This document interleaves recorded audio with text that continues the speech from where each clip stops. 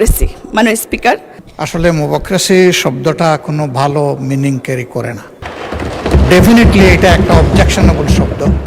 Mobocracy এখন একটা common term হয়েছে, সবার বক্তৃতাতেই এটা শোনা যায়। কিন্তু সেখানে আমাদের অপোজিশনে যারা বসে আছেন তারা কখনো বলার চেষ্টা করছেন, এই ছায়া বাজেট দিয়ে সাহায্য করেছেন, আবার দেখা যায় তারাই বাজেট প্রকাশিত হওয়া অবস্থায় একটা ব্যানার নিয়ে মানি না, মানব না বলে রাস্তায় দাঁড়িয়ে গিয়েছেন। এটা একটা মবোক্রেসি মাননীয় স্পিকার। কখনো বলছেন গরিবের মারার বাজেট, কখনো বলছেন বিনিয়োগের পরিবেশ নেই, আবার কখনো তারা গণতান্ত্রিক বাজেটের অনিয়ম লক্ষ্য করছেন।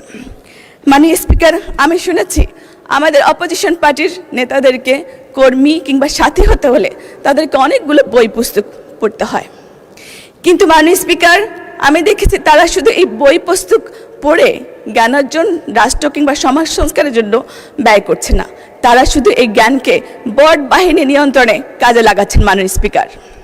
আর সে কারণে অপোজিশনের একজন সংসদ সদস্যকে এখানে দাঁড়িয়ে আমি দেখতে পাই তিনি বক্তৃতা করেন যে তার বাবা 71 সালে শহীদ হয়েছেন।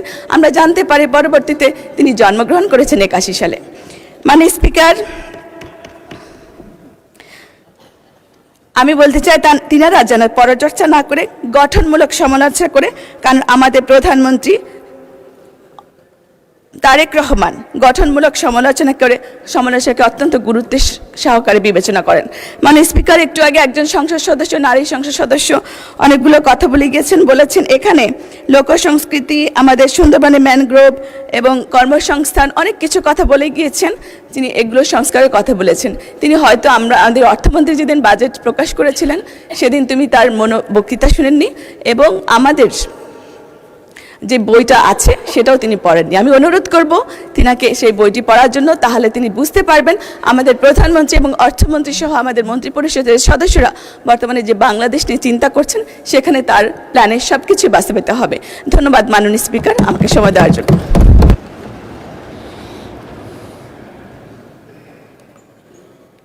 কি পয়েন্ট অফ অর্ডার কি নিয়ে ওনার বক্তব্যের উপরে বলেন। মাননীয় স্পিকার, আপনাকে ধন্যবাদ।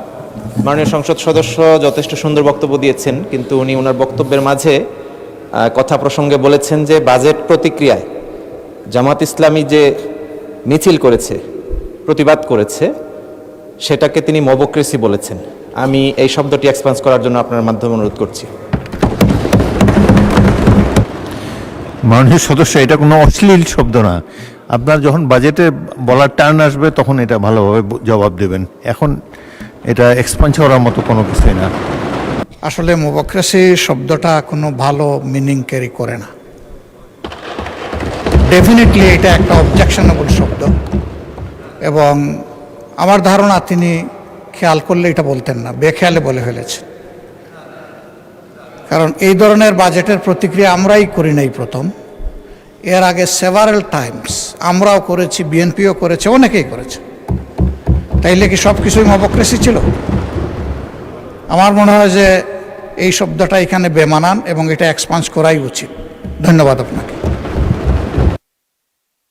মাননীয় সদস্য, মবোক্রেসি এখন একটা কমন টার্ম হয়েছে, সবার বক্তৃতাতেই এটা শোনা যায়।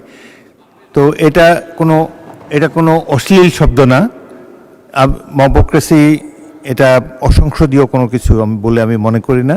আপনারাও এই বক্তব্য ইউজ করতে পারেন, এটা রাজনীতিতে নিন্দনীয়, ডেমোক্রেসির বিরুদ্ধে, কিন্তু এটা একটা অশ্লীল শব্দ না, এখনো সংসদে এক্সপান্স হওয়ার মতো শব্দ না।